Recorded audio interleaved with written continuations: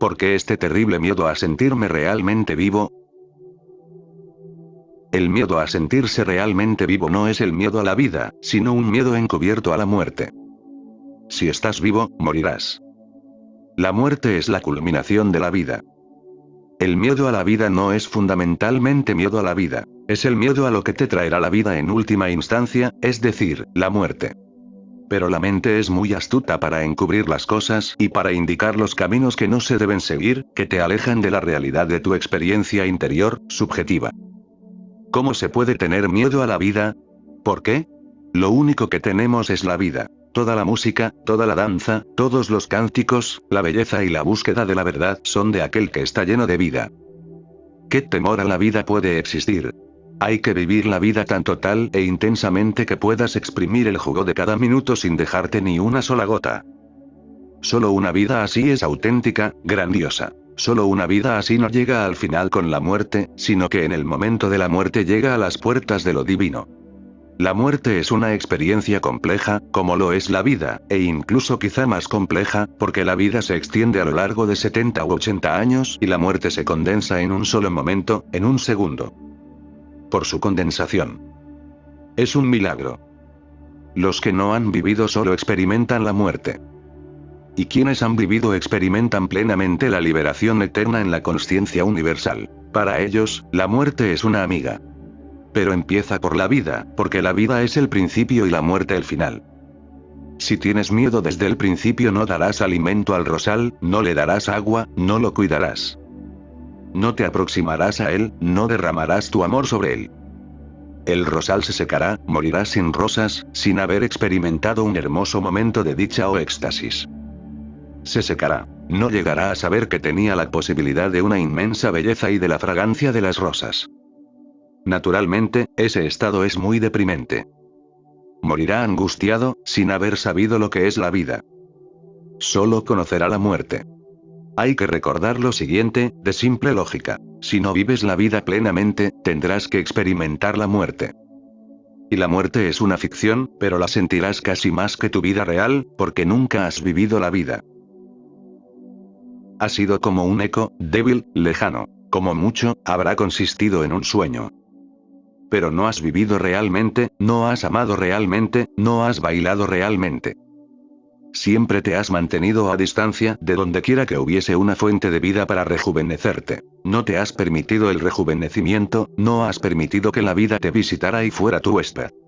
Aunque parecía que estabas vivo, esa vida era solamente médica.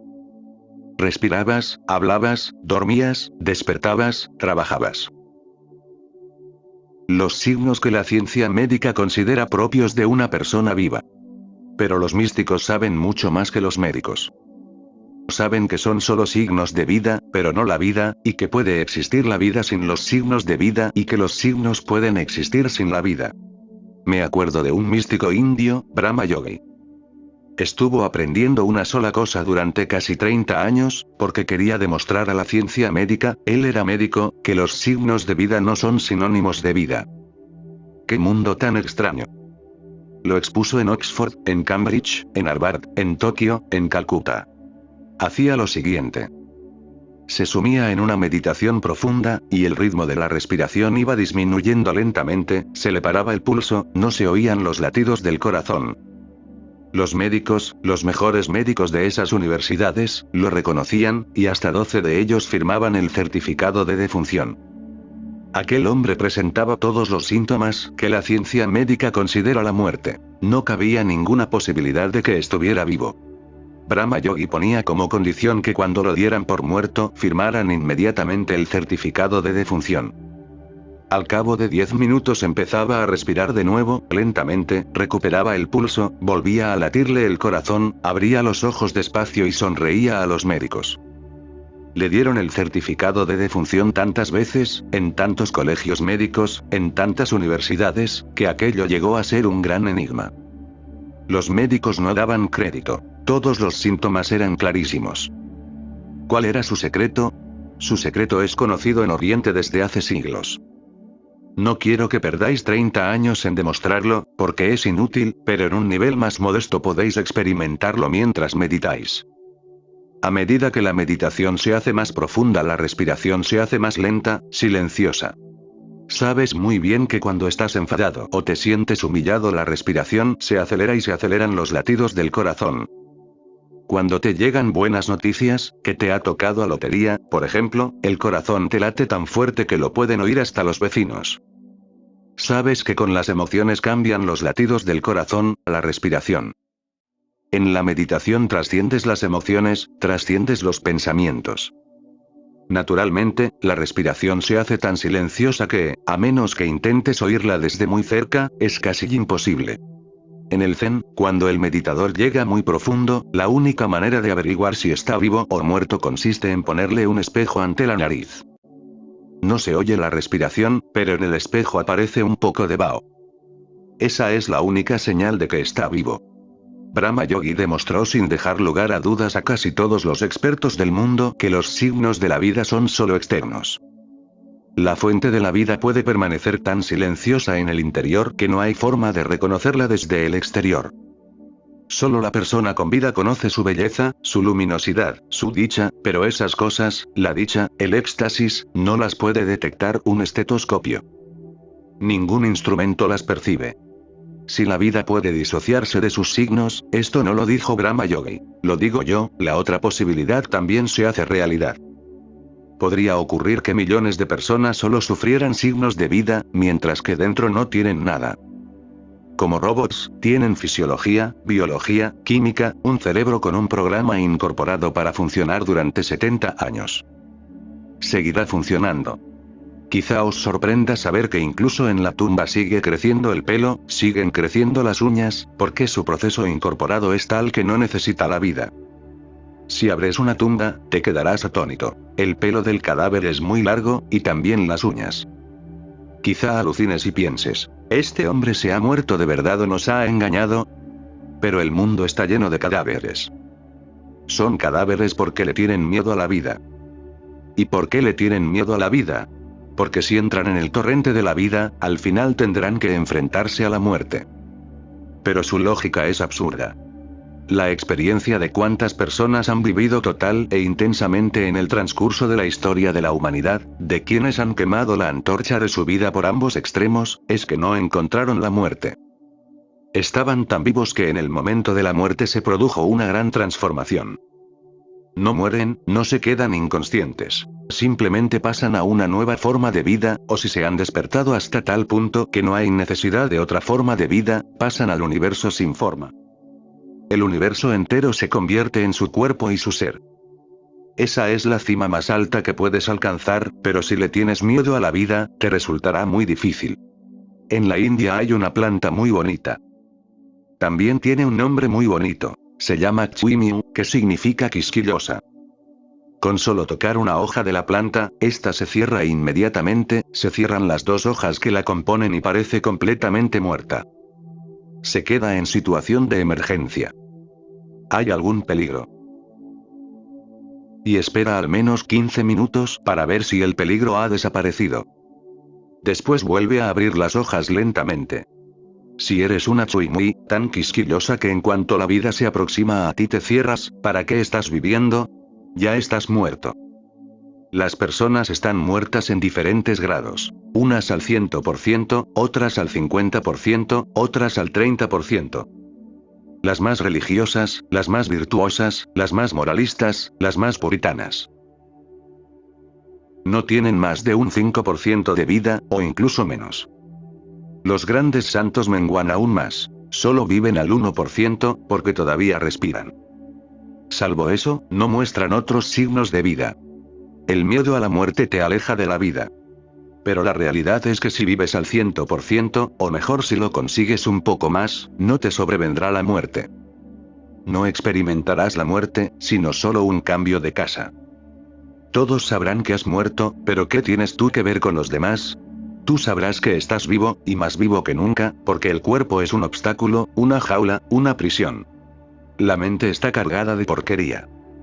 ¿No ves que tu conciencia lleva una carga casi himaláyica de milenios, hasta el punto de haberle doblado la espalda? En cuanto tu conciencia se libera del cuerpo, sale al aire abierto, bajo el cielo, bajo las estrellas. Y esa liberación es la liberación del pasado, porque el pasado se lleva en el cuerpo, en el cerebro. La consciencia es siempre nueva, pero como estás identificado con el cuerpo, piensas que durante una época eres joven, después eres viejo y un día mueres. Es la identificación con el cuerpo lo que crea el problema. Tienes que aprenderlo todo desde el principio. La vida, el amor, la risa. La vida es muy corta. No la desperdicies con miedos. Sumérgete en las aguas más profundas de la vida. Solo la vida puede redimirte de la muerte. Lo que normalmente parece el final de la vida no es el final de la vida para quienes han despertado. Es el comienzo de una vida completamente nueva, mucho mejor, mucho más grande, mucho más luminosa. Empiezas a enamorarte. Vives al menos al 10%. Empiezas a disfrutar de la comida. Estarás un poco más vivo. Empieza a disfrutar de la belleza que rodea el mundo, y estarás más vivo. Mantente libre de las ataduras como el matrimonio, porque no conozco nada que se parezca tanto a la muerte como el matrimonio. Dos personas, las dos vivas, sentadas una junto a la otra, muertas. Completamente muertas. Yo puedo distinguir desde lejos, al ver a una pareja andando, si son marido y mujer. Si les ves las caras largas, santurronas, es que son marido y mujer. Si los ves riendo, disfrutando, bromeando, la mujer es de otro hombre, o al revés, el hombre es de otra mujer. Si realmente quieres estar cada día más vivo, aproxímate más a la intensidad y a la totalidad en todos los terrenos de la vida. La vida es una bendición, no un pecado. La vida es un regalo, no culpabilidad. La vida es lo más grande que te da la existencia, gratis. Como no has pagado nada por ella, no reconoces su valor. No pierdas ni un solo momento. Cuando surja la oportunidad de bailar, no te quedes en un rincón como un simple espectador. Participa. Cuando la gente se ría, no participes solo por no parecer tonto. Ríe de todo corazón. Que no te preocupe si los demás se ríen o no. Deberíais fijaros en mi Sanyasin Sardar. No le importa que los demás se rían o no. Cuando le apetece reírse, se ríe. Es siempre el primero. Después lo imitan los demás, poco a poco, pensando que si todo el mundo se ríe está bien, que no hay nada malo. La meditación te ayudará a aproximarte a la vida. El amor te ayudará a acercarte a la vida, como también te ayudará la creatividad. Disfrutar de las pequeñas cosas que han sido condenadas por esos estúpidos llamados santos te acercará a la vida. En el ashram del Mahatma Gandhi estaba prohibido hasta el té. El té no es un gran pecado. Contiene un poco de cafeína, pero no es un pecado. En ninguna escritura religiosa se dice que el té sea un pecado. Y para destrozar el paladar de la gente, Gandhi se inventó un chutney, una salsa. ¿Habéis visto los árboles del neem? Probad las hojas y no lo olvidaréis jamás. Son lo más amargo del mundo. Gandhi obligaba a todos los del ashram. Comía con los demás, y comprobaba si les daban salsa de neem. Era una estrategia para destruir el paladar de la gente. Un escritor estadounidense se estaba preparando para escribir la biografía de Gandhi y le permitieron alojarse en el ashram unas semanas. Recuerdo que lo que más trabajo le costó fue esa salsa de neem, 2 veces al día. El primer día no podía creérmelo. ¿Qué pasa? ¿Me están envenenando o qué? Después Gandhi me explicó las bondades de esa salsa. En los Ayurvedas, el neem se considera la planta más valiosa del mundo. Posee grandes cualidades, purifica la sangre. Lo malo es que sabe fatal. Así que cuando Gandhi se lo explicó, al ser un recién llegado, probó un poco y dijo, Dios mío. Pensó que para no destrozar toda la comida sería mejor tragárselo de golpe, beber un poco de agua y disfrutar después de la comida. Se lo tragó de golpe, y el Mahatma Gandhi llamó al cocinero y le dijo, ya te decía yo que le iba a gustar. Tráele otra ración. El biógrafo dijo, Dios mío, ahora no voy a poder ni tragármelo. La salsa de neem tenía sus virtudes porque uno de los puntos fundamentales del ashram procedía del jainismo, la insipidez. Esas son las personas que van en contra de la vida. La comida no tiene que saber a nada, no hay que llevar ropa bonita, no hay que disfrutar de las cosas cotidianas de la vida, como una cama cómoda, una casa bonita con un jardincito y sus flores. ¿Sabéis que en el ashram de Gandhi solo había macetas de trigo, porque no quería rosas? Las rosas son un lujo y representan el capitalismo, y lo que necesita la India es trigo. ¿Cuánto trigo pueden proporcionar 2 o 3 macetas a 90 millones de personas? Pero era un símbolo de su mente y un símbolo de la mente de los llamados santos. Torturarse a sí mismo. Y la única forma de torturarte es privarte de cuanto vive, ama, de cuanto es bello. Debéis entender que yo lo enfoco todo desde la afirmación de la vida. Para mí, cuanto deniega la vida es irreligioso, y hasta la fecha todas las religiones han sido irreligiosas en ese sentido. Deniegan la afirmación de la vida y, naturalmente, cuanto más te alejas de la vida, más muerto te sientes. Te limitas a arrastrarte desde la cuna hasta la tumba. Lo único de lo que puedes disfrutar es que la gente piense que eres un santo, para satisfacer tu ego. Giles, un campesino, decidió hacer testamento. Reunió a sus 3 hijos y les dio un pato a cada uno, indicándoles que quien vendiera su pato a mayor precio heredaría las tierras. El primer hijo fue al mercado y vendió su pato por $10. El segundo hijo vendió su pato al vecino por $15. El tercer hijo, que tenía algo de soñador, llevaba su pato al pueblo cuando lo abordó una chica de una aldea y se ofreció a hacer el amor con él a cambio de que le diera el pato. Resulta que se lo pasaron tan bien que la chica quiso devolverle el pato si volvía a hacer el amor con ella. Con el cuerpo tembloroso después de aquella experiencia, cuando iba por un camino rural con su pato, un coche lo atropelló y mató el pato. El conductor saltó del coche y puso un billete de $20 en la mano del joven, mientras se disculpaba por haberlo atropellado. El joven se incorporó y volvió a su casa, cansado y con la ropa hecha jirones. Giles le preguntó qué tal le había ido. En fin, dijo el chico. Me han jodido por un pato, me han dado un pato por joderme y $20 por un pato jodido. Mira el lado más agradable de la vida, disfrútalo plenamente y desaparecerán todos tus temores. Solo la experiencia de la vida, del amor y la risa pueden disipar la oscuridad del miedo. A veces tengo la sensación de que el sexo me ha abandonado, pero, o no acabo de entenderlo o no quiero aceptarlo. ¿Puedes ayudarme a comprender qué me está ocurriendo? La mente occidental ha olvidado por completo que el sexo no es la vida, y, por consiguiente, todos los nacidos en Occidente tienen en el inconsciente la idea de que cuando se acaba el sexo, se acaba todo. Y eso no es verdad. Por el contrario, en el momento en que se desvanece el sexo empieza la verdadera vida. La rosa mística crece en la tumba del sexo. No te pasa solo a ti, le pasa a todos sin que busque honrada y sinceramente la verdad. El sexo es algo tan infantil, tan absurdo que si te haces una foto durante el acto sexual, te sorprenderán unas cuantas cosas. La mujer con la que estás haciendo el amor ha cerrado los ojos porque no soporta verte en semejante actuación, resulta estúpida. Lo único que puede hacer es cerrar los ojos y dejar que pase ese momento espantoso. Y por eso la mayoría elige la noche para hacer el amor, salvo unos cuantos idiotas. Te verás haciendo gimnasia, resoplando y sudando encima de la pobre mujer. Y ni siquiera te avergüenzas de que una mujer frágil esté debajo de ti y tú encima de ella. Pero te metes tanto en esa actividad inútil que no te das cuenta. Hay unas cuantas ciudades en Europa y Estados Unidos con restaurantes y hoteles que ofrecen una atracción muy especial. Me han hablado de un hombre que un día preguntó: ¿en qué consiste esa atracción especial? El encargado del local le dijo: la entrada es cara, pero si le interesa y tiene dinero, podrá hacer el amor con una mujer preciosa. El hombre no pudo resistir la tentación, dio el dinero y lo llevaron a una habitación. Desde luego, la mujer era preciosa, y cuando empezaron a hacer el amor oyó unas risitas aquí, unas risitas allá. No entendía qué pasaba. Había hecho el amor muchas veces, pero esas risitas.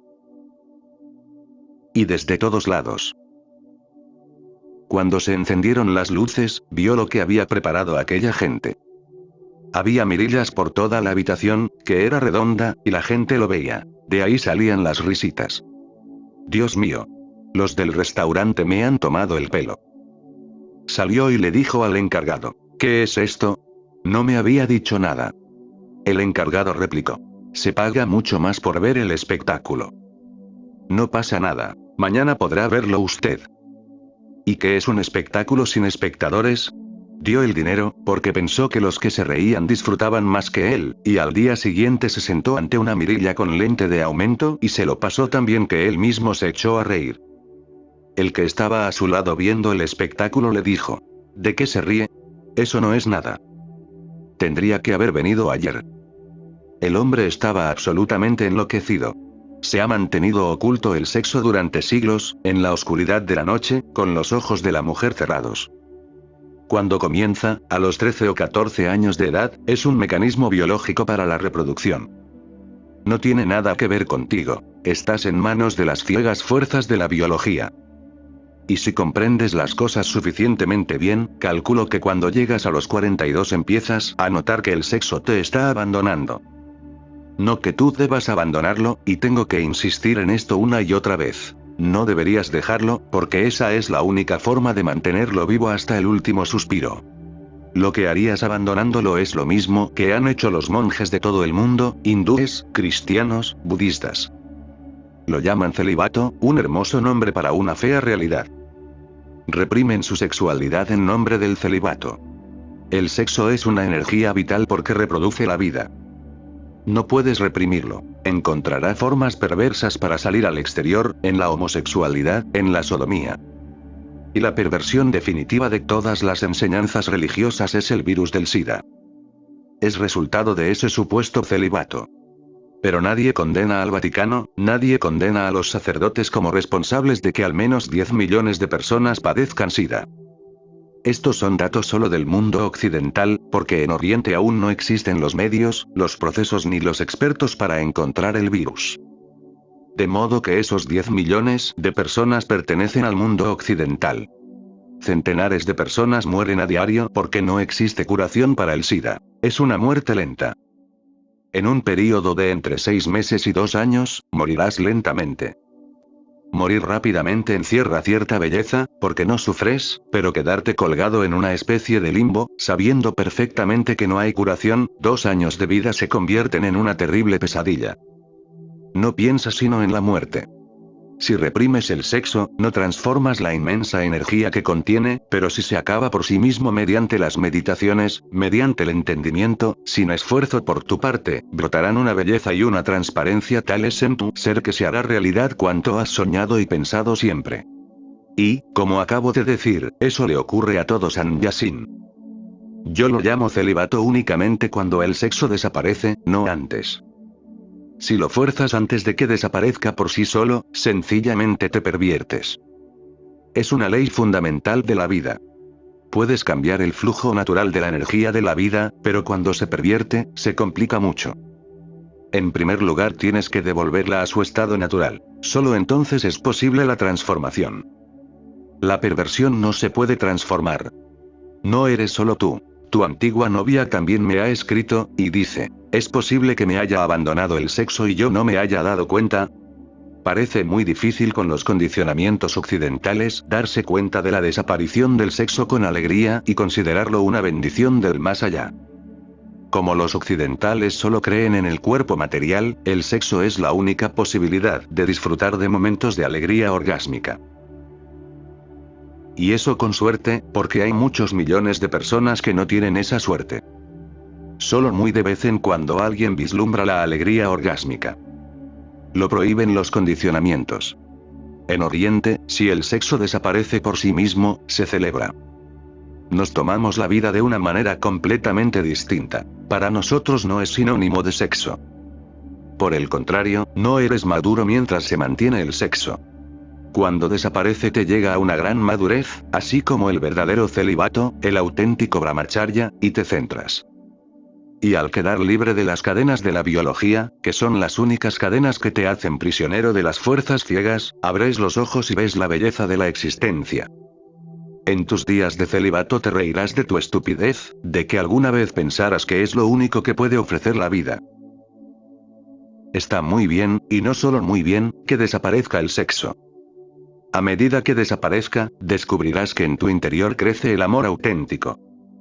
El sexo no es amor, es una falacia, una ceguera.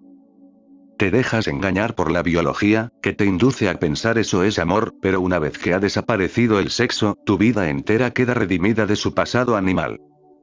Y al igual que el sexo reproducía más y más niños, la energía libre de sexo empezará a darte un nuevo nacimiento a cada momento. Tu vida se renueva y crece en una nueva dirección. El sexo es horizontal. El amor, vertical, porque te lleva hacia arriba, hacia las esferas más elevadas del ser. Y cuanto más asciendes en el amor, más te aproximas a la verdad absoluta. El día que tu amor llegue al clímax, experimentarás lo que he definido como Satyam, Shivam, Sundram, la verdad, la divinidad y la belleza. Entonces esas experiencias dejan de ser algo momentáneo. Pasarán a formar parte de ti, y tú formarás parte de ellas. Serán como los latidos del corazón, que estarán contigo para la eternidad. Pero comprendo tu problema. Hasta ahora solo has conocido un gozo, el del sexo. Eres completamente inconsciente de la existencia de cielos más allá de los cielos y de que tú vas arrastrándote por la tierra. No eres consciente de que tienes alas y de que puedes volar como un águila frente al sol hasta el cielo remoto. El cielo entero será tu reino. Por eso se ha producido un malentendido. En el transcurso de los siglos lo han experimentado los místicos, y como han experimentado que el sexo funciona como una fuerza cegadora, que te aprisiona, lo condenan. El malentendido consiste en que la gente empezó a pensar que si se puede reprimir el sexo, ellos pasarían a formar parte del mundo místico y sus experiencias. Nadie se ha atrevido a decir que no es así como debe interpretarse este fenómeno. El celibato no es algo que haya que practicar, no es algo que haya que ensayar, que te pueda imponer ningún método, ningún esfuerzo, ninguna forma de actuar. El celibato llega cuando desaparece el sexo por sí mismo. En el sentido que yo le doy, la palabra celibato tiene un sentido muy importante.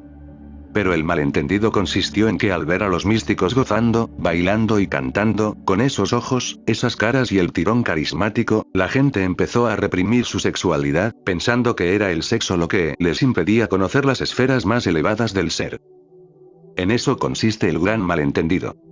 Yo he dedicado todos mis esfuerzos, que me han valido la condena de todas las religiones, porque todas viven sumidas en este malentendido, a destruir ese malentendido. No estoy a favor del sexo, pero tampoco estoy en contra. Tiene su tiempo, su época, su clima, y hay que concederle ese tiempo. Es un fenómeno completamente natural, pero no debe expandirse más allá de sus límites. Al igual que aparece a la edad de 14 años, si lo vives total, intensamente, sin las culpas que inducen las religiones, te verás fuera de esa cárcel aproximadamente a los 42. Eso como término medio. Los más inteligentes pueden librarse antes. A los que son un poco tontos les costará un poco más. Pero los malentendidos están por todas partes. Justo antes de la operación, el dinámico cirujano le explicaba al paciente las nuevas técnicas de recuperación. Debe empezar a andar lo antes posible, explicó el médico. El primer día tiene que andar unos 5 minutos, el segundo, 10 minutos, y el tercero al menos 1 hora. ¿Entendido? Sí, doctor, replicó el paciente, un tanto asustado. ¿Pero podría quedarme tumbado durante la operación? A Gilroy y Loretta no les fueron bien las cosas la primera vez que se acostaron. Gilroy se esforzaba cuanto podía, pero Loretta no respondía. Desesperado, Gilroy le preguntó: ¿qué pasa? Es tu órgano, respondió Loretta. No es suficientemente grande. Vaya. No sabía que fuera a tocar en una catedral, replicó Gilroy indignado. El mundo está plagado de malentendidos. Crean confusión, crean caos, y cuando todos han entendido algo mal y tú eres el único que intenta que lo entiendan como es debido, se ofenden. Ni un solo líder religioso ha refutado con lógica lo que yo digo, porque esa gente carece de lógica, pero me han condenado sin refutarme, y como todos andan metidos en lo mismo, parece que yo estoy solo contra todo el mundo. Pero lo que yo digo es una verdad de fácil comprensión. No se puede imponer el sexo. ¿Cómo es posible que un niño de 7 años tenga la suficiente potencia como para reproducirse? La sola idea parece absurda. El sexo llega espontáneamente. Es una cuestión de madurez del cuerpo, de la química, de la fisiología, que lo produce a los 12 años de edad. Si la llegada no está en tus manos, tampoco va a estarlo la salida. Se marchará sin problemas a los 42 años de edad. Solo hay que recordar una cosa: no te dejes corromper por las religiones, no te dejes corromper por las escrituras, ni por los supuestos santos. Son las personas más perversas sobre la faz de la Tierra. Han destruido al ser humano en tantos sentidos que sus crímenes son incontables.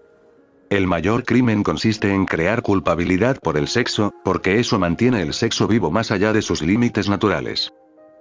Por eso, incluso una persona de 70 años sigue pensando en el sexo. En realidad, no tiene nada más en lo que pensar. Ya jubilado, ¿qué otra cosa puede hacer? Pues hay que pensar en ello y hablar sobre ello. El sexo, que antes formaba parte del cuerpo físico, se ha trasladado y se ha convertido en algo cerebral, en algo mental. Incluso en el momento de la muerte, la mayoría de las personas mueren con una imagen sexual flotándoles en la mente. Eso es algo muy feo, y la responsabilidad es de los supuestos santos. Ni comprenden la psicología y la ciencia de la transformación, ni les importa que lo que enseñan vaya a destruir la vida de las personas. Lo que yo os enseño es que cuando empiece a funcionar la energía sexual le deis pleno apoyo. A la edad de 18 o 19 años es cuando el ser humano posee mayor energía sexual, cuando llega al punto culminante. Pero la sociedad te lo prohíbe. Tienes que ir al instituto, tienes que ir a la universidad, tienes que volver de la universidad, cuando a lo mejor ya tienes 25 años, y después tienes que casarte. Pero al llegar a los 25 años ya llevas 6, cuesta abajo. Es algo completamente anticientífico. Los chicos y las chicas deberían convivir en las universidades, no en residencias separadas, y se les debería proporcionar cuanto la ciencia ha descubierto sobre el sexo. Naturalmente, en épocas pasadas era un poco difícil, debido al problema del posible embarazo, pero ahora no existe ningún problema. La píldora ha sido la mayor revolución mundial, mucho mayor que la revolución rusa. Y ahora han entrado en funcionamiento otras 2 píldoras que han convertido el sexo en simple diversión, sin nada por lo que preocuparse. La primera píldora tenía que tomarla la mujer durante cierto periodo de tiempo. Solo así se podía evitar el embarazo, y no tenía una seguridad al 100%. Era muy normal que no estuvieras esperando a tu amante y no hubieras tomado la píldora. Y la mente humana es tan absurda que sigue pensando que no puede producirse un embarazo cada vez. Como es algo raro, nada de qué preocuparse. Se puede correr el riesgo. Pero ese riesgo siempre supone un gran peligro. Me han contado que un hombre viajaba en un autobús lleno de niños. Paró junto a un pequeño hotel para que los niños tomaran un refresco, té o algo. El encargado del hotel le preguntó: «Dios mío, ¿son todos suyos?». El hombre respondió: «No son míos. Soy representante de métodos anticonceptivos y estos niños son mis fracasos. Los llevo a la fábrica para mostrarle al dueño que algo no funciona con sus métodos conceptivos. Cuente cuántos son. Y los padres me están esperando con las pistolas cargadas para matarme, porque les había dado una garantía del 100%. La primera píldora no tenía una garantía del 100%. La segunda píldora es tremendamente importante. Hay que tomarla después de haber hecho el amor, así que no hay ningún problema, no se corre ningún riesgo. Y la tercera píldora es incluso más importante, porque establece la igualdad entre el hombre y la mujer. ¿Por qué solo tendría que tomar la píldora la mujer? El hombre puede tomar la tercera píldora.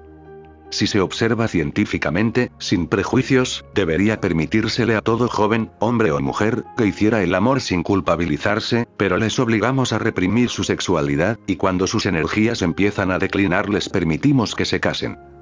De esto surgen 2 problemas. En primer lugar, les hemos estado diciendo durante 25 años que el sexo es malo, para evitar que tengan relaciones sexuales. 25 años es la tercera parte de la vida, tiempo suficiente para cimentar un prejuicio contra el sexo. Y, de repente, todo cambia un día y les permitimos que se casen. Es una estupidez, porque ¿qué pasará con esos 25 años de propaganda contra el sexo? Y los que se casan también son imbéciles. No les preguntan a los sacerdotes y a los padres: ¿qué va a pasar con ese condicionamiento de 25 años? Ahora nos dais permiso para hacer el amor, pero ¿y esos 25 años de prohibición? De modo que el primer problema consiste en que el hombre es el único animal. El hombre es el animal más inteligente, pero sin la menor inteligencia con respecto al sexo. No les dan clases de educación sexual a los ciervos, a los leones, a los caballos o a los burros. No necesitan que les enseñen nada sobre el sexo. Es algo natural en ellos, pero los seres humanos se sienten confusos tras 25 años de constante insistencia por parte de la religión, los padres, la sociedad, la universidad. No saben qué hacer en la luna de miel. Me han contado que un joven se casó y se fue a pasar la luna de miel a un hotel de un centro turístico. Esa noche había luna llena.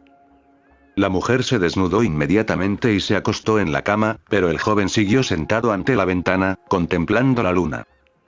Pasaron los minutos, las horas, y la mujer preguntó: ¿Qué pasa? ¿Qué haces ahí sentado?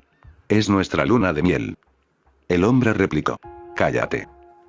Antes de venir aquí, le pregunté a mi madre: ¿Tienes que darme algún consejo? Me dijo: es la noche más importante de tu vida.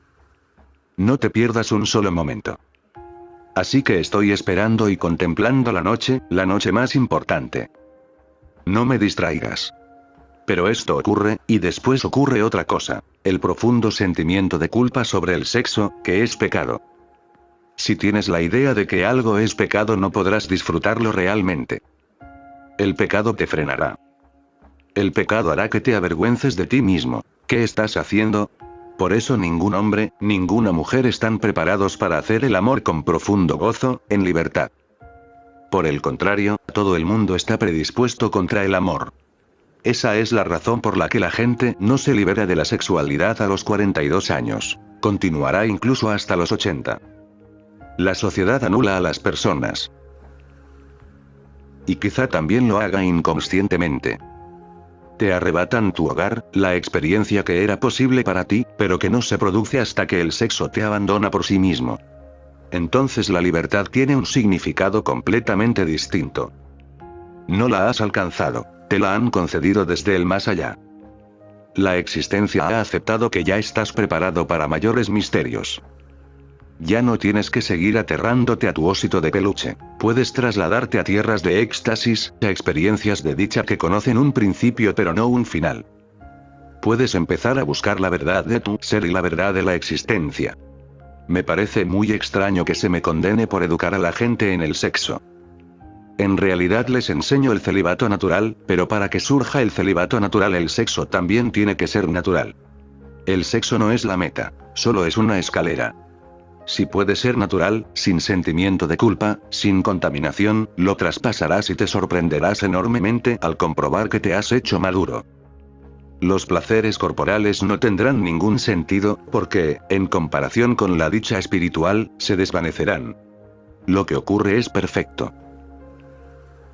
Es un momento festivo cuando el sexo te abandona, y así ha debido de ser, porque ahí está el certificado de Prem-Premal. Ahora ya puedes pasar de la vida animal normal y corriente a la auténtica transformación. Es la misma energía que interviene en el sexo. Si el sexo desaparece, tienes tanta energía para la meditación, tanta energía para la simpatía, tanta energía para la creatividad. Y eres una persona creativa. Con toda esa energía liberada tendrás una creatividad en tu trabajo como jamás habrías soñado. Esa creatividad te llevará a la autorrealización. ¿Existe alguna posibilidad de que llegue a crecer? Me encanta cómo has planteado la pregunta. Surge de una sincera humildad, y precisamente por su humildad abre puertas a tu crecimiento. Me preguntas, ¿existe alguna posibilidad de que llegue a crecer? Existen todas las posibilidades. Para el corazón humilde es posible. Nada es posible para el egoísta. A la persona capaz de aceptar no soy nadie se le abren todas las puertas de repente, tiene acceso a todos los misterios de la existencia. Para quien es capaz de decir no sé, es posible el milagro. Al admitir que no sabe, empieza a ser sabio, porque empieza a hacerse como un niño, totalmente inocente. Tienes todas las posibilidades de llegar a crecer, y sobre todo en este campo de energía búdico, si no funcionas movido por el ego, si has dejado tu ego ante la puerta sin puertas, todo es posible para ti. Entonces la existencia entera está a tu disposición. Lo único que la obstaculiza es ese pequeño ego. A veces te preguntas por qué ese pequeño ego, que es falso, impide que las personas crezcan. Lógicamente parece ridículo, pero existencialmente es como cuando se te mete una motita de polvo en un ojo y desaparece toda la existencia. Cierras los ojos, no puedes abrirlos. Esas motitas de polvo te arrebatan la existencia. El arco iris en las nubes, el sol y la lluvia. Todo desaparece. El pequeño ego funciona como una motita de polvo en los ojos, y te impide ver todas las posibilidades que tienes a tu disposición, que siempre han estado a tu disposición. Quítate esa motita de los ojos. No cambia nada. Todo estaba a tu disposición, pero tus ojos no podían verlo. Con tu humildad son posibles grandes milagros. Sigue siendo humilde, inocente, receptivo, disponible, a la espera de que el huésped llame a tu puerta. Dos monjas atravesaban el bosque una noche cuando dos hombres se abalanzaron sobre ellas, las arrastraron hacia los arbustos y las violaron. La hermana Mary, toda contusionada, alzó la mirada al cielo y se puso a rezar en voz baja. Perdónalo, Señor, porque no sabe lo que hace. La hermana Teresa la miró y dijo: pues qué lástima. El mío sí que lo sabe. Una rubia guapísima entró muy nerviosa en la consulta de un dentista. ¡Ay, doctor!, exclamó. Tengo mucho miedo. Es que creo que casi preferiría tener un niño a que me hicieran un empaste. Muy bien, replicó el dentista con recelo. Pero decídase antes de que ajuste el sillón. Sigue siendo inocente, sigue riéndote y gozando, y no tendrás que preocuparte por crecer. Ocurrirá por sí mismo. Tú no tienes que hacer nada, solo crear la atmósfera adecuada. Y aquí ya hemos creado esa atmósfera. Puedes aprovechar esa atmósfera si no mantienes la actitud de un extraño, de un espectador o un curioso. Si estás aquí, fúndete y únete en esta hermosa comunión que es incomparable en el sentido de que no ocurre nada parecido sobre la tierra. Allí donde la gente ríe, goza, baila, canta, se funden unos con otros, se produce el crecimiento por sí mismo. Aprende a reír, aprende a bailar, a cantar, a ser tú mismo, completamente satisfecho y agradecido a la existencia. Paddy y Maureen acababan de tener a su 18º hijo, y Maureen fue al médico a ver si podía prescribirle un audífono. ¿Un audífono?, dijo el médico. ¿Y en qué te va a ayudar eso a planificar tu familia con más eficacia? Pues verá, replicó Maureen. Es que estoy un poco sorda, y todas las noches cuando Paddy me pregunta: ¿quieres dormir o qué?, yo le digo: ¿qué? ¿Qué es la verdadera amistad? La pregunta que planteas es muy compleja. Tendrás que comprender unas cuantas cosas antes de saber qué es la verdadera amistad. La primera es la amistad. La amistad es el amor sin ninguna connotación biológica. No son los amigos entendidos como el amigo o la amiga en el sentido de novios. Utilizar la palabra amigo asociándola con la biología es una completa estupidez. Es un encaprichamiento, un enloquecimiento. Te está utilizando la biología con fines reproductivos. Si piensas que estás enamorado, te equivocas. Se trata de una simple atracción hormonal. Solo con cambiar tu química, desaparecerá tu amor. Solo unas inyecciones de hormonas y un hombre puede transformarse en mujer y una mujer en hombre. La amistad es el amor sin connotaciones biológicas, algo que se ha convertido en un fenómeno raro. Era algo muy grande en épocas pasadas, pero unas cuantas cosas del pasado han desaparecido por completo. Es muy extraño, pero las cosas feas se mantienen, no mueren fácilmente, y las cosas hermosas son muy frágiles. Mueren y desaparecen con mucha facilidad. Hoy en día se entiende la amistad en términos biológicos o términos económicos o sociológicos. En términos de relaciones superficiales, o casi. Pero la amistad significa que, en caso de necesidad, estás dispuesto incluso a sacrificarte. La amistad significa que para ti alguien es más importante que tú mismo, que quieres a alguien más que a ti mismo. No es un negocio. Es amor en toda su pureza. Esa clase de amistad es posible incluso tal y como eres ahora. Incluso los inconscientes pueden mantener esa clase de amistad. Pero si empiezas a tomar mayor conciencia de tu ser, la amistad empieza a transformarse en amigabilidad. La amigabilidad tiene connotaciones más amplias, un panorama mucho más extenso. La amistad es poco en comparación con la amigabilidad. La amistad puede romperse, el amigo puede convertirse en enemigo, una posibilidad intrínseca al hecho mismo de la amistad. Esto me recuerda a Maquiavelo cuando da consejos a los príncipes del mundo en su gran obra, El Príncipe. Una de sus pautas es la siguiente: jamás le cuentes a tu amigo nada que no puedas contarle a tu enemigo, porque quien hoy es amigo mañana puede tornarse en enemigo. Y lo que se deduce de lo anterior es: jamás digas nada contra el enemigo, porque el enemigo puede tornarse mañana en amigo. Y entonces te sentirás avergonzado. Maquiavelo tiene una idea muy clara: que el amor normal y corriente puede transformarse en odio, la amistad en amistad, en cualquier momento. Ese es el estado inconsciente del hombre. Donde hay amor, justo detrás se esconde el odio. Donde hay odio, está la misma persona a la que amas pero no te das cuenta. La amigabilidad solo es posible cuando eres real, cuando eres auténtico y totalmente consciente de tu ser. Y si surge el amor de esa conciencia, entonces será amigabilidad. La amigabilidad nunca puede transformarse en lo opuesto. Síguelo como criterio, que los valores más importantes de la vida son los que no pueden convertirse en lo contrario. No existe lo contrario. Me preguntas, ¿qué es la verdadera amigabilidad? Vas a necesitar una gran transformación para siquiera probar la amigabilidad. Tal y como estás, es como una estrella muy lejana. Puedes echarle un vistazo a esa estrella lejana, puedes tener cierto conocimiento intelectual de esa estrella, pero será algo intelectual, no existencial. Y a menos que pruebes existencialmente la amigabilidad, te resultará muy difícil, casi imposible, establecer la diferencia entre la amistad y la amigabilidad. La amigabilidad es lo más puro que se puede concebir en el amor. Es tan puro que ni siquiera puedes decir que es una flor. Solo puedes decir que es un perfume que puedes notar y experimentar, pero no puedes atraparlo. Está ahí, tus fosas nasales están llenas de él, tu ser está rodeado por él.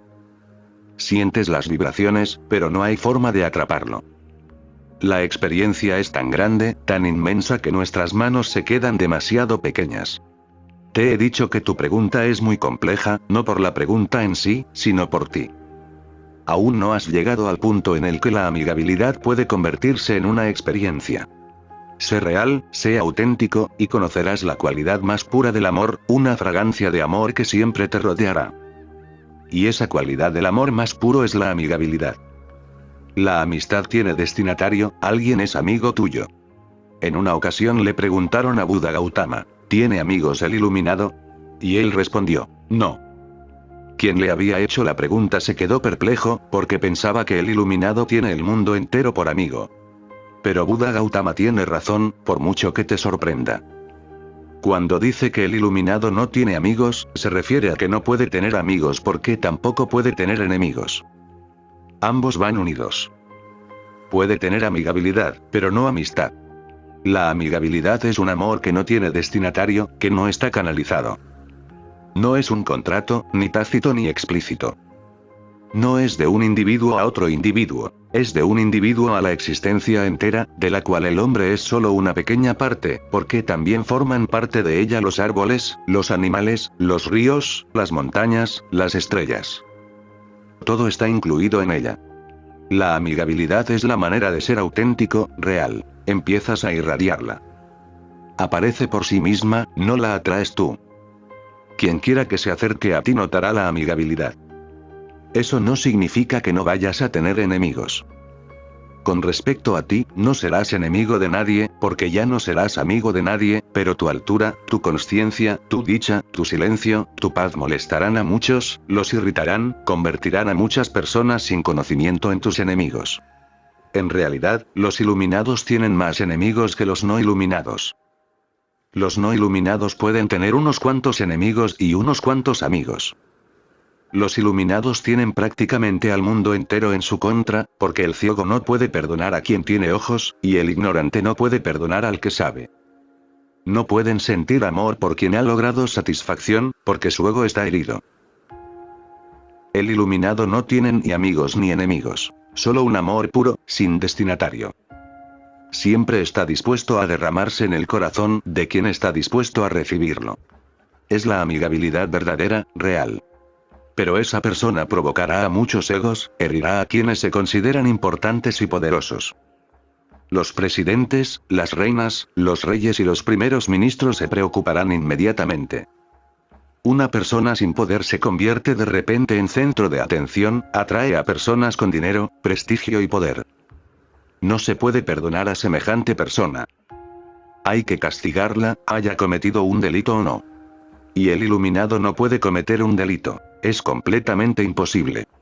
Pero ser inocente, ser amigable, amar sin razón alguna, el simple hecho de ser tú mismo puede disparar muchos egos contra ti. Por eso cuando digo que el iluminado no tiene enemigos me refiero a que por su parte no tiene enemigos, pero que por parte de los demás, cuanto mayor sea su estatura, mayor será su oposición a él, mayor es la enemistad, el odio, la condena. Así ocurre desde hace siglos. Una comprensión intelectual no resulta suficiente, aunque conviene tenerla, porque puede ayudar a avanzar hacia una experiencia existencial. Pero únicamente la experiencia te proporcionará el pleno sabor de la dulzura, de la belleza, la divinidad y la verdad del amor. ¿Cuál es la diferencia entre ser humilde, ser tímido y esconderse por miedo? La diferencia entre ser humilde, ser tímido y esconderse por miedo es enorme, pero es tan grande la inconsciencia humana que no somos capaces ni tan siquiera de distinguir entre nuestros actos y las respuestas ante la realidad. Por lo demás, la diferencia es tan clara que incluso plantear tal pregunta es inútil. En primer lugar, hay que profundizar en la palabra humilde.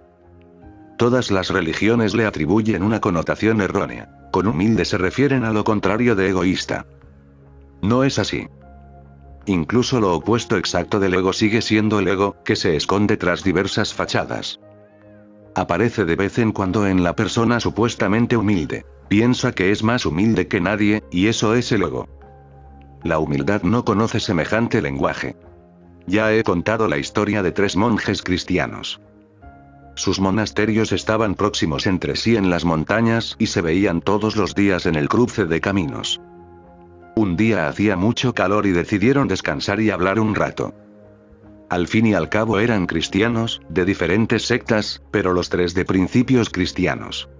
Sentados a la sombra de un árbol, uno dijo: salta a la vista que vuestros monasterios deben de tener algo, pero que no podéis encontrar la sabiduría y la erudición que encontraríais en nuestro monasterio.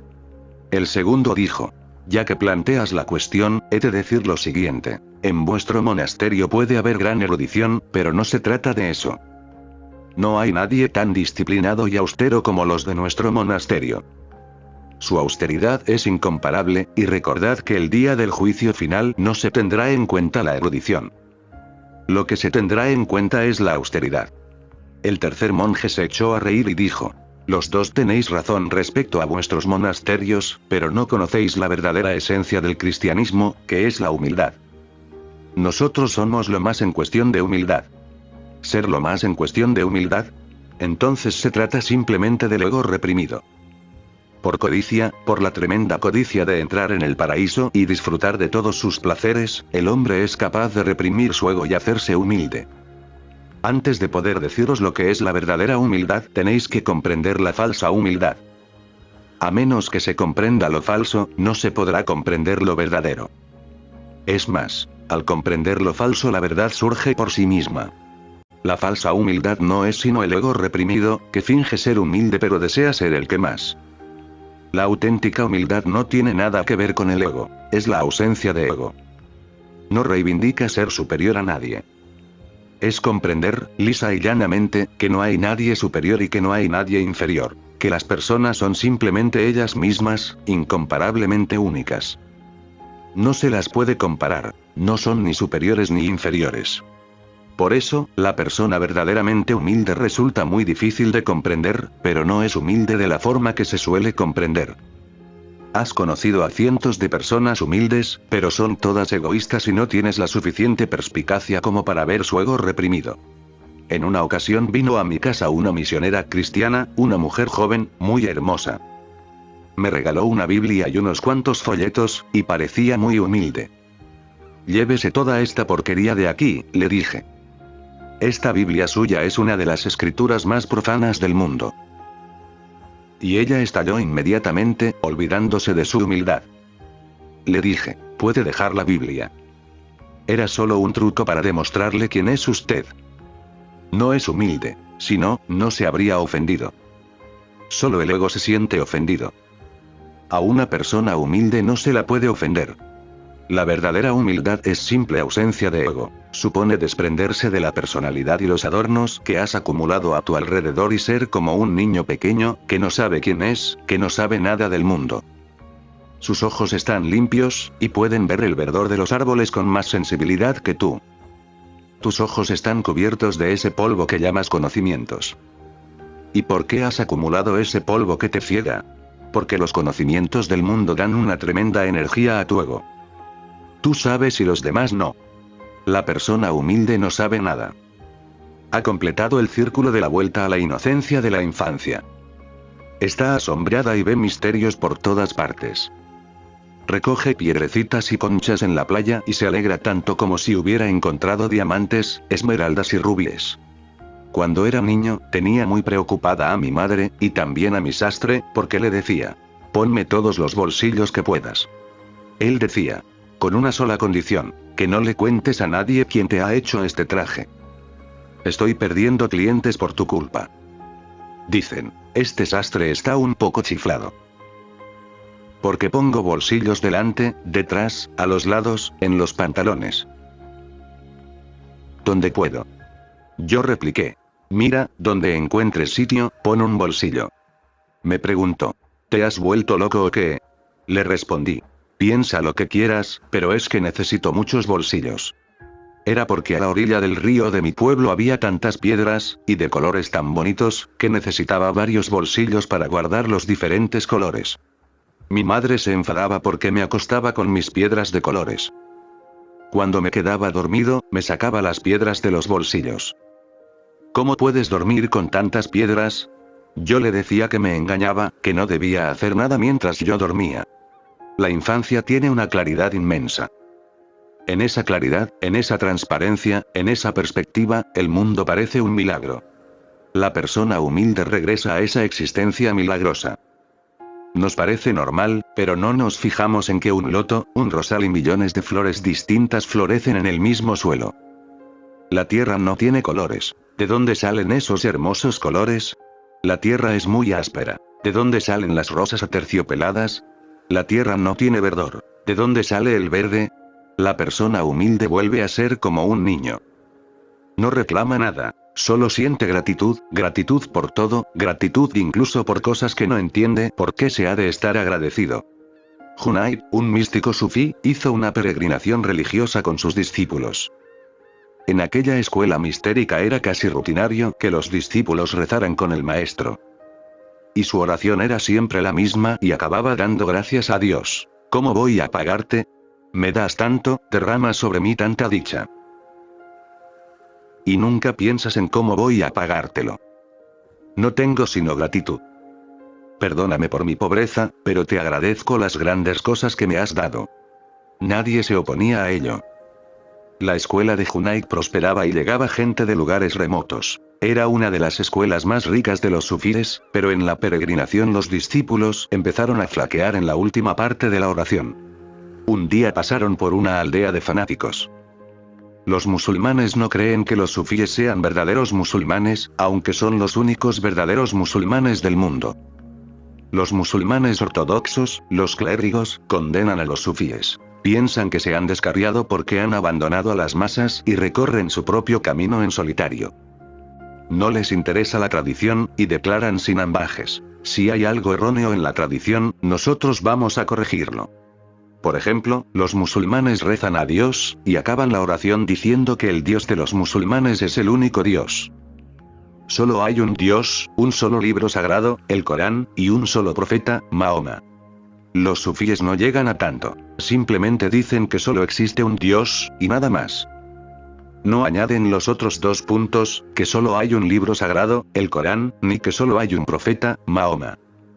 Eso ofende a los musulmanes ortodoxos. Los sufíes son muy humildes y están abiertos a todas las fuentes. No les importa que las fuentes sean cristianas, judías o hindúes. La verdad es la verdad, y es irrelevante por qué puerta entre en tu ser. En aquella aldea de fanáticos no les dieron cobijo, no les dieron comida y ni siquiera les permitieron que sacaran agua de su pozo. Era una zona desértica y la situación se prolongó durante 3 días. Dormían en la fría noche del desierto, tiritando, con hambre y sed, rechazados, condenados, y al llegar a la última aldea incluso los lapidaron. Lograron escapar y sobrevivir. Pero el maestro continuó con la oración, la misma que se rezaba en su escuela mistérica. ¿Cuánto nos has dado? Tu compasión es infinita. Y conoces nuestra pobreza. No podemos darte nada salvo nuestra sincera gratitud. Ya resultaba excesivo. 3 días sin comida ni techo, las frías noches del desierto. Los discípulos no lo aguantaban.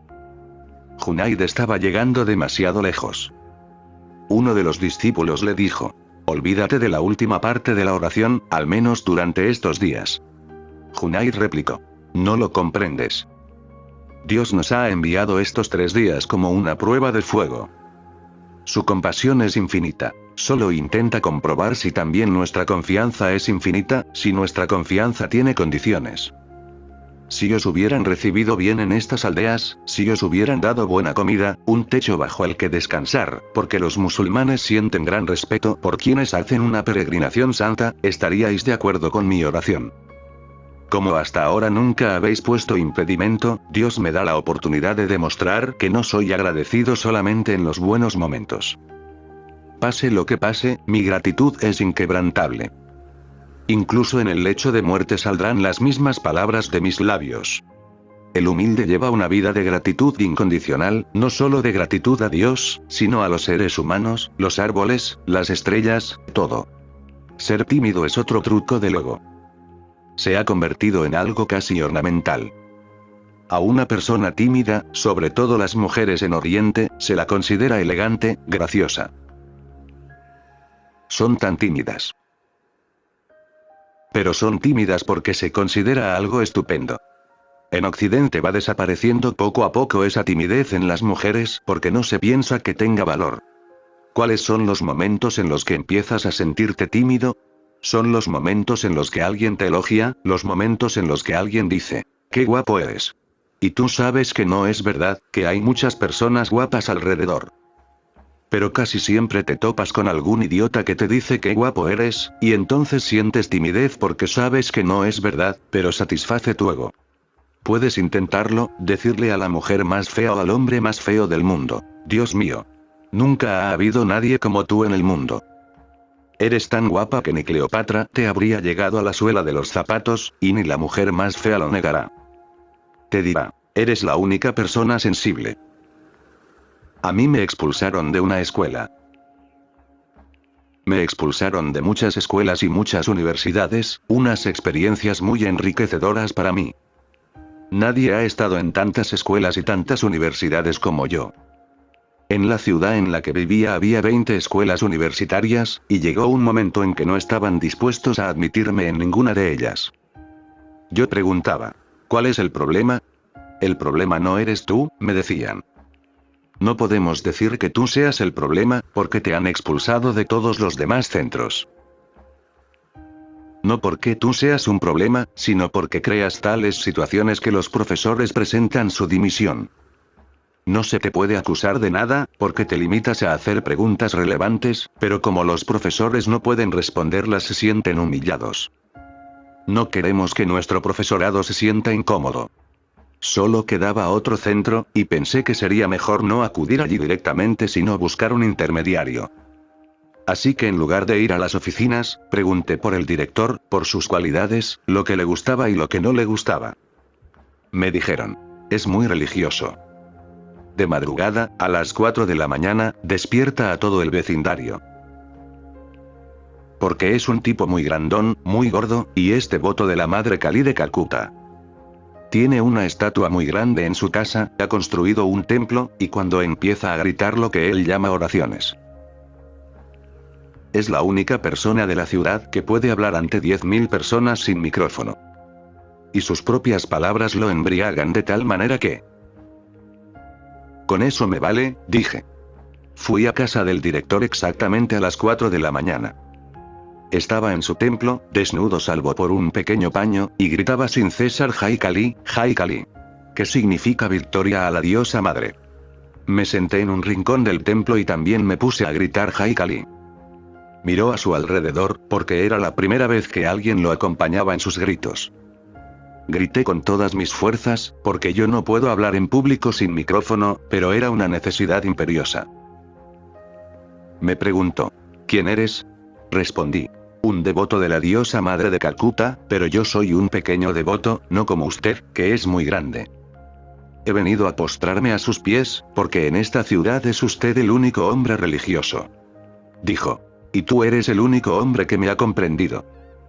Todos los vecinos me denuncian a la policía, y los profesores de la escuela creen que estoy un poco chiflado. Le dije. Todos esos idiotas no tienen ninguna importancia. Un hombre de corazón y amor declara que es usted el mayor devoto de la Madre Kali. Es usted el hombre más espiritual que he conocido jamás. Me preguntó: ¿puedo ayudarte en algo? Contesté: no es gran cosa. Quiero que me admitan en su escuela. Aunque hay otras 20, si tengo la oportunidad de estar con su excelencia, no entraré en ninguna otra escuela. Dijo. Estás admitido. Y el día que vengas, rellena los impresos. Te daré una beca, y si quieres alojarte en la residencia, no te cobrarán nada. Eres la única persona que me ha comprendido en toda mi vida. Ni siquiera mi mujer, ni mis hijos. Todos piensan que estoy loco, que me pasa algo. Fui a la escuela y me recibió junto a la puerta. Los profesores y los alumnos no daban crédito. Me llevó a su despacho y me dijo: aquí no vas a pagar nada, pero como la gente se ha enterado de que estás admitido, te tienen tanto miedo como a mí. Así que solo te pongo una condición. No quiero molestar a los profesores. Están todos en tu contra, y sé que también están en mi contra. Son gente irreligiosa, materialista. Así que tendrás que perdonarme. Solo una condición: que no asistas a mis clases. No me interesan las clases, repliqué. ¿Puedo ir al templo? Me abrazó y me dijo, con lágrimas en los ojos: con tan pocos años y ya tienes un corazón tan puro. Las puertas de mi templo siempre estarán abiertas para ti. Lo tengo cerrado por miedo a que los vecinos destruyan la estatua, pero te daré una copia de la llave para que puedas entrar cuando quieras. Cierra la puerta por dentro para que, aunque haya una multitud, tú no tengas que preocuparte. En el camino de los buscadores siempre se interponen estos obstáculos. Le dije. No se preocupe. Cuando me gradué no había asistido ni a una sola clase. Como iba a trasladarme a otra ciudad para los estudios de posgrado, pensé que sería mejor decirle la verdad. Fui a verlo al templo y le dije: no puedo seguir llevando este peso, quiero contarle la verdad. Dice que yo lo comprendo, que soy la única persona que lo comprendo. Lo siento, pero no lo entiendo, y, además, estoy completamente seguro de que le falta un tornillo. ¿Pero qué dices? Replicó. Me he graduado y ya no tengo ningún problema. Era un soborno espiritual. Y cuando le dije: es usted la persona más religiosa que he conocido, incluso ese hombre gordo y grandón parecía tímido. Es el ego, jugando a un juego distinto. La persona sin ego nunca siente timidez. Si dices algo de ella que no es verdad, lo rebatirá. Quiere mostrarse en toda su autenticidad. Y por último, esconderse por miedo. Son diferentes expresiones del ego: la falsa humildad, la timidez, sabiendo perfectamente que lo que se dice no es verdad, y lo tercero, esconderse por miedo. Salvo el ego, no hay ningún elemento en ti que sienta miedo, porque el ego es lo único falso, lo único que tiene que morir. Ni desaparece tu cuerpo, sencillamente volverá a sus elementos básicos, ni muere tu consciencia. Continuará su viaje hacia niveles y formas de expresión más elevados, o acabará por desaparecer en la consciencia universal. Pero eso no es la muerte, sino hacerse más grande, enorme, infinito, eterno. No es una pérdida. Lo único que morirá y que ha estado muriendo continuamente cada vez que ha muerto: el cuerpo va a los elementos materiales, la consciencia va a la consciencia universal, o a una nueva forma de consciencia. Lo único que muere una y otra vez es el ego. Por tanto, el ego es la causa fundamental de todos tus temores. Quien carece de ego también carece de temores. Para ti es un criterio intelectual. Para mí no se trata de una distinción intelectual, sino de mi experiencia. El día que desapareció mi ego, descubrí una humildad completamente distinta. He comprendido que no hay motivo para la timidez, y no me escondo por miedo. Esta experiencia puedes vivirla tú también, y a menos que sea experiencia, si se queda en comprensión intelectual, no será suficiente. La meditación puede ayudarte a librarte del ego, y entonces desaparecerán esas tres cosas, pero en el estado de inconsciencia resulta muy difícil distinguir entre la humildad verdadera y la falsa. Un hombre me dijo una vez: no solo no sé lo que me traerá el día de mañana, sino que ni siquiera estoy seguro de lo que me trajo el día de ayer. Todos vivimos como un sonámbulo, que anda mientras está dormido. Nuestra consciencia es tan superficial y nuestra inconsciencia tan profunda. Todos nuestros actos proceden de lo inconsciente, y todas nuestras decisiones de lo consciente. Por eso nuestras decisiones y nuestros actos nunca son sinónimos. Dices una cosa pero haces otra, porque en tu interior existe una gran escisión. Lo que actúa es lo inconsciente, y la mente consciente es tan pequeña que solo puede hablar. Por eso todo el mundo habla y dice cosas muy bonitas. Incluso los mejores poetas y artistas de distintos campos. Lo que hacen con la poesía, la pintura o la escultura surge de su mente consciente. Es su forma de hablar, su forma de expresarse, de comunicarse con los demás, pero la desagradable experiencia es que, si entras en contacto con ellos personalmente, resultan más normales y corrientes que la gente normal y corriente. Con la maravillosa poesía que han escrito. Da la casualidad de que conozco a la mayoría de los grandes poetas de este país, porque he viajado por todo su territorio y he conocido a toda clase de personas. Me han sorprendido. Había leído su poesía y me había encantado, pero no daba crédito a que unos hombres tan vulgares hubieran ascendido a tales alturas. Poco a poco me fui dando cuenta de que había una disociación. La mente consciente habla, y habla de una forma maravillosa, pero la mente inconsciente no sabe nada de lo consciente. En lo referente a tus actos y a tu modo de vida, van a surgir de lo inconsciente. Es algo inmenso, la herencia de millones de años de evolución humana. Es algo con un poder tremendo. Has de recordar que si estás en manos de lo inconsciente, no hay forma de ver las cosas tal y como son. No hay forma de llevar la luz a la oscuridad inconsciente salvo con la meditación. A medida que crece la meditación crece la consciencia y mengua la inconsciencia. Al llegar al punto final, la consciencia es total y desaparece por completo la inconsciencia. En ese momento, tus palabras, tu vida y tú se hacen sinónimos, y ya no existen ni la disociación ni el enfrentamiento. Los seres humanos normales y corrientes pueden apreciar un hermoso cuadro, pero esa forma de apreciación es otra expresión del ego. Me han contado el caso de una mujer muy rica que adquirió un cuadro de Picasso. Colocó el cuadro en el salón de su casa. No entendía qué era y ni siquiera sabía si estaba al derecho o al revés. Incluso Picasso se sentía confuso muchas veces, no sabía qué había pintado. No cabe duda de que Picasso era un gran pintor, pero no un artista consciente. Combinaba los colores maravillosamente, pero sus cuadros no tienen ni pies ni cabeza. Ni siquiera él sabía de qué iban, y en una ocasión en que se lo preguntaron se enfadó muchísimo. Dijo: nadie le pregunta su significado a la rosa, ni a los árboles, ni al sol ni a las estrellas. ¿Por qué me tienen que dar la lata continuamente con qué significa este cuadro o el otro? Sencillamente es bello, sin ningún significado. Aquella mujer era una exhibicionista, ni más ni menos, que lucirse con un cuadro de Picasso, que además valía $1 millón. Pero llegaba un crítico a su casa y decía: es falso. La mujer quitaba inmediatamente el cuadro del salón. Aparecía otro crítico y decía: me gustaría ver ese cuadro. Y resulta que estaba en el sótano. Decía: ¿quién ha dicho que es falso? Es auténtico, y otra vez volvía el cuadro al salón. Eso ocurrió muchas veces. El ego es un fenómeno muy sutil. Si hay algo que lo satisface, es bueno. Si no lo satisface, es malo. Y todo el mundo hace como si entendiera de música, para demostrar que sabe de la gran música, la gran poesía, la gran literatura. Para demostrar que es un entendido. Pero la realidad es muy distinta.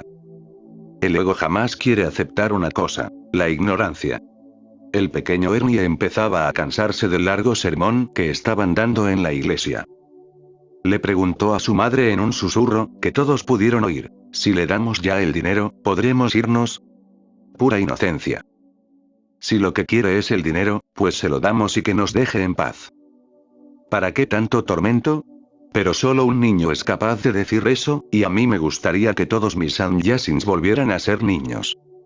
Jamás debéis perder los estribos, muchachos, dijo un día el padre O'Flanagan en la clase de religión.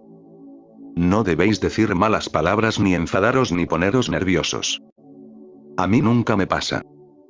Por poneros un ejemplo. ¿Veis esta enorme mosca que tengo en la nariz? Muchos malvados se enfadarían con la mosca, pero yo no. Yo nunca pierdo los estribos. Me limito a decir: «Márchate, mosca, márchate». Y de repente pegó un salto y exclamó: «Por todos los santos. Si es una avispa, la muy hija de puta». Así de fina es la capa de la consciencia. Nuestras pretensiones, nuestras promesas, son superficiales. El sacerdote se olvidó del sermón que estaba dando y actuó justamente como estaba recomendando que no se actuara. Es conveniente no sentir simple curiosidad sobre las diferencias entre las cosas. Tienes que meditar más, y entonces la respuesta surgirá en tu interior. Solo tu respuesta te hará realmente sabio. Puedes acumular las respuestas de otros, pero seguirás siendo un ignorante. Me doy cuenta de que estoy deseando cortar con los celos, la censura, la codicia, la ira, todos los malos de la película, pero a pesar de todo veo que me aferro a los aspectos de mi personalidad que aún me gustan, la pasión, la faceta de payaso, de vividor. ¿Por qué tengo miedo de que ser solo un observador me aburra? Comprendo que debes de sentirte metido en un gran conflicto. Me da la impresión de que no tienes suficiente experiencia. Esas cosas importantes solo las conoces de oídas. Si renuncias a los celos, la censura, la codicia, la ira y todos los malos de la película, se derramarán sobre ti todos los placeres y las bienaventuranzas del paraíso. En realidad no te interesa cortar.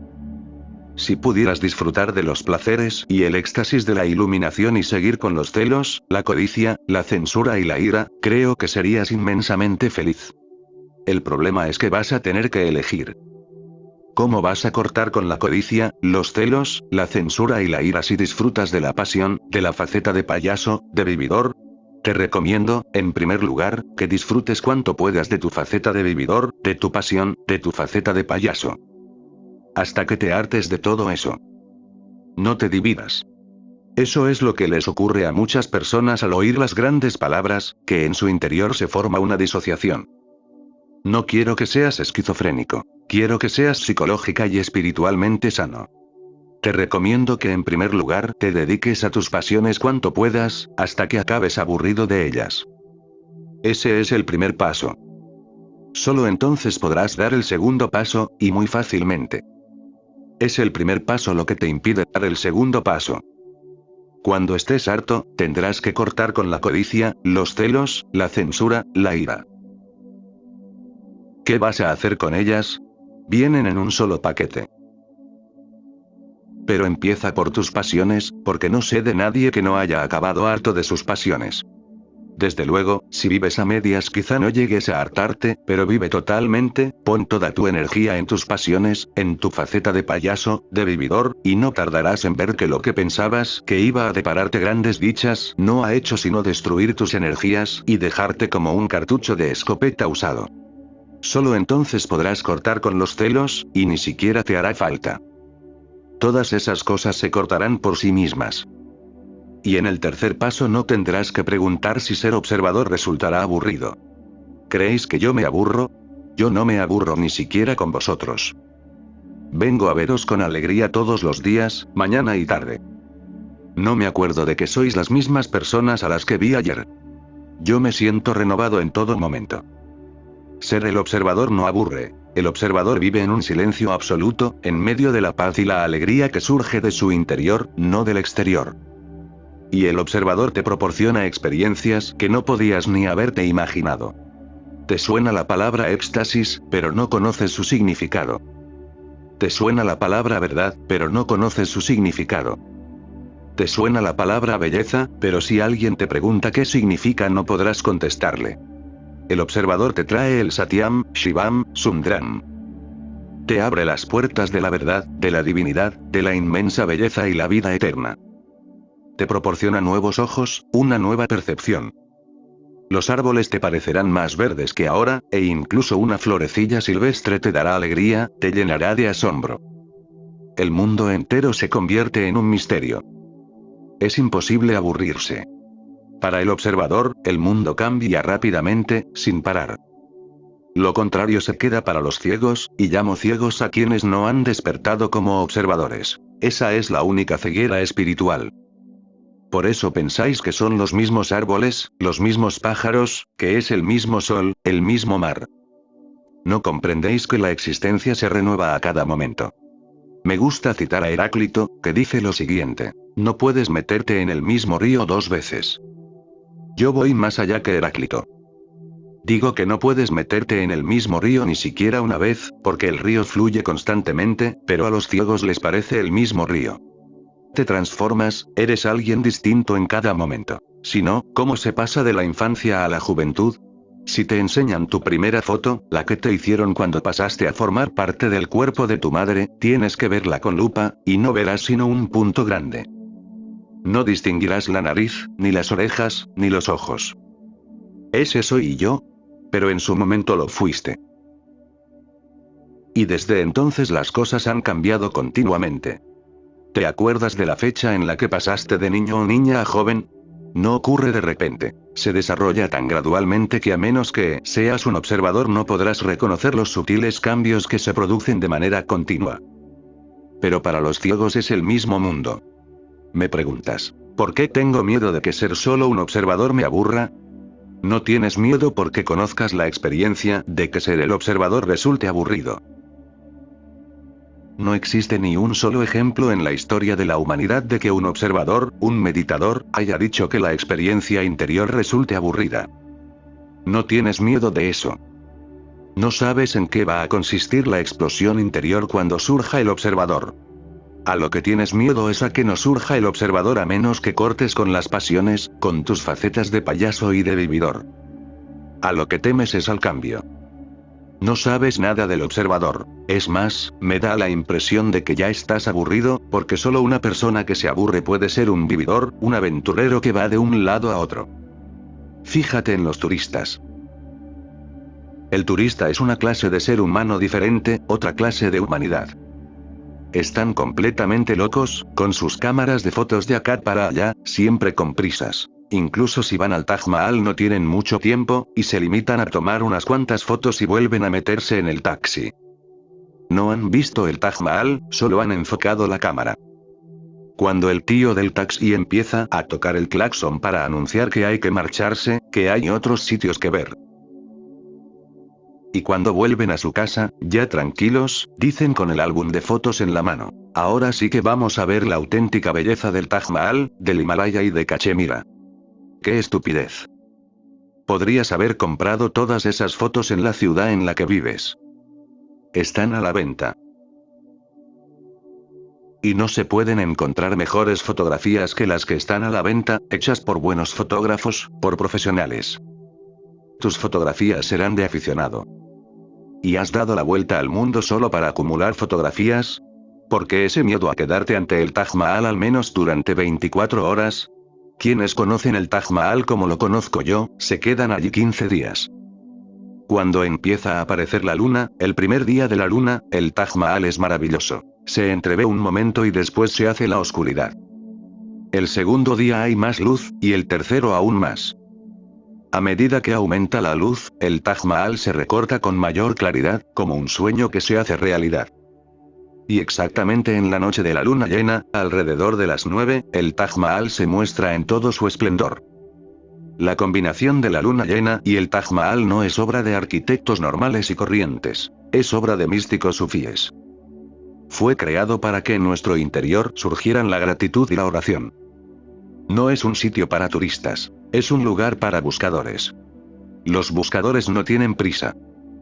Esperan, contemplan el Taj Mahal desde todos los ángulos, con diferente luz, por el día, por la noche. A primera hora de la mañana, cuando el cielo está plagado de estrellas, el Taj Mahal tiene una belleza diferente, que va cambiando. Esa es la grandeza del Taj Mahal, y esa es la grandeza de toda la existencia. El Taj Mahal es solo un ejemplo. El aventurero, el vividor, es en realidad una persona muy aburrida.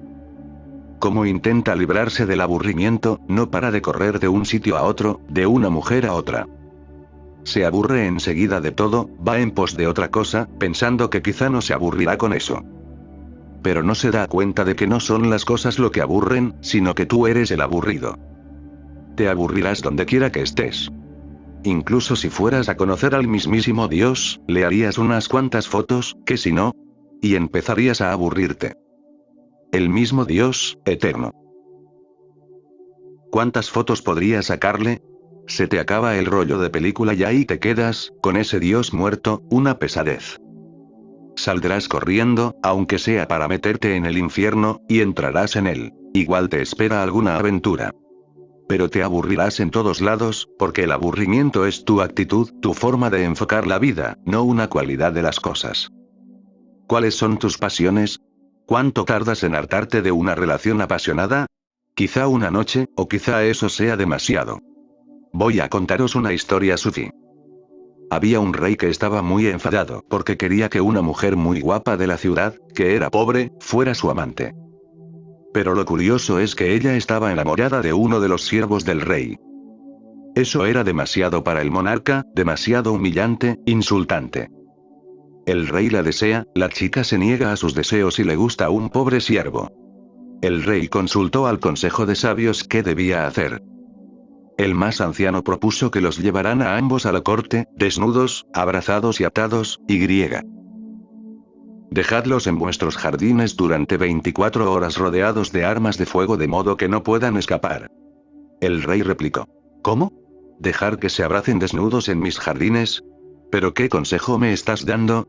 El anciano dijo. Yo ya soy viejo, y sé cuánto tardas en aburrirte. Hazlo, y mañana por la mañana verás los resultados. Los dos jóvenes estaban deseando casarse y soñando con la luna de miel, con lo bonito que iba a ser. Quizá no haya existido jamás una luna de miel tan bonita como esa, porque nadie se ha amado tanto como ellos. Todos los amantes piensan lo mismo. Todo amante piensa, yo soy el mejor amante del mundo. Cuando los obligaron a desnudarse y a abrazarse se sintieron muy incómodos, allí rodeados de individuos con armas. Y con toda la corte observándolos. Pero tenían que cumplir la orden. Se abrazaron y los ataron de tal modo que no pudieran separarse. Y, claro, a ver lo que pasó durante 12 horas. Que se hicieron pis, el uno encima de la otra, que tuvieron que defecar, y el olor era repugnante. Fue sin duda la luna de miel más maravillosa del mundo. Hacía mucho calor aquella noche en Nueva Delhi. Sudaban y apestaban, y no veían el momento de que amaneciera. Aquella misma noche empezaron a odiarse, en el transcurso de 12 horas. Todo se condensó. En tu vida normal se extiende como una fina capa, y lleva más tiempo, quizá 15 días. Esos amantes lo experimentaron con absoluta intensidad. Eso es la pasión. Los dejaron libres por la mañana, y, según cuenta la historia, salieron corriendo y no volvieron a verse. Ya se habían visto más que suficiente. No volvieron a coincidir en toda su vida. Ambos se marcharon de Nueva Delhi, para no ver a aquel hombre feo, para no ver a aquella mujer fea, o aquella asquerosa que se había hecho pis encima de él. ¿Qué pasión tienes? Vívela intensa, totalmente, y al cabo de 24 horas estarás harto de ella. Y después quizá unas cuantas experiencias más. Dependiendo de tu inteligencia. Si eres inteligente, te bastará con una historia. Si eres imbécil, quizá sigas esperando durante toda tu vida que otra historia sea la definitiva. Cuanto más inteligente es un hombre o una mujer, antes se da cuenta de que esa lujuria, esa pasión, es una estupidez. Y si comprendes la razón por la que eres un aventurero, que en el fondo es tu vida de aburrimiento la que te impulsa a buscar nuevas aventuras. Quizá no te aburras en alguna parte. Pero sigues yendo de un lado a otro, malgastando tu vida. Y cuando llegue el día en que se agoten tus pasiones, ¿cómo podrás sentir celos? Los celos son un derivado de tus pasiones. Y cuando ya no te interese nadie, solo la exploración de tu ser, la censura desaparecerá. Y cuando descubras tu tesoro, ese esplendor oculto en tu interior, desaparecerá la codicia. Cuando sientes esa satisfacción, ¿cómo puedes sentir ira? Esa ira destruiría tu alegría y tu satisfacción. Pero el secreto de esta transformación consiste en observar. En toda la historia de la humanidad, no hay ningún meditador que se haya aburrido. En realidad, los meditadores son los únicos que eliminan por completo el aburrimiento. La existencia los emociona de tal manera, se sienten tan emocionados con su consciencia, con la armonía que establecen con el pulso del universo que no pueden aburrirse. Es algo que cambia a cada momento es un universo nuevo, y cada momento es una nueva danza, una nueva canción, una nueva música que jamás habías oído. Moise Finkelstein acababa de entrar en el salón de un burdel que conocía y se quedó atónito al ver a su padre bajando las escaleras. Se quedó de piedra. ¿Qué haces en un sitio así, papá?, preguntó. El viejo Finkelstein también se quedó anonadado, pero se recobró rápidamente. Vamos a ver, Moise, replicó tranquilamente, mientras se sacudía el traje. ¿Tú crees que por una porquería de $20 iba a molestar a tu madre, con lo mucho que trabaja, la pobre? La gente busca excusas, una tras otra, pero en realidad es que se aburren. Imre Goldberg llevaba 20 años comiendo en el mismo restaurante, y todos los días, invariablemente, tomaba sopa de pollo, pero un día llamó al camarero después de que le hubiera servido la sopa. Dígame, señor Goldberg, dijo el camarero. Haga el favor de probar esta sopa, dijo Imre. El camarero se quedó atónito. ¿Cómo que pruebe la sopa? Lleva usted 20 años tomando esta sopa de pollo, todos los días. ¿Ha cambiado alguna vez? Imre no hizo caso al camarero. Pruebe la sopa, insistió. ¿Pero qué le pasa, señor Goldberg?, exclamó el camarero. Sé a qué sabe la sopa de pollo. Pruebe la sopa, gritó Imre. Vale, dijo el camarero. ¿Dónde está la cuchara? Ajaja, exclamó Imre. No estaba aburrido de la sopa, es que no tenía cuchara.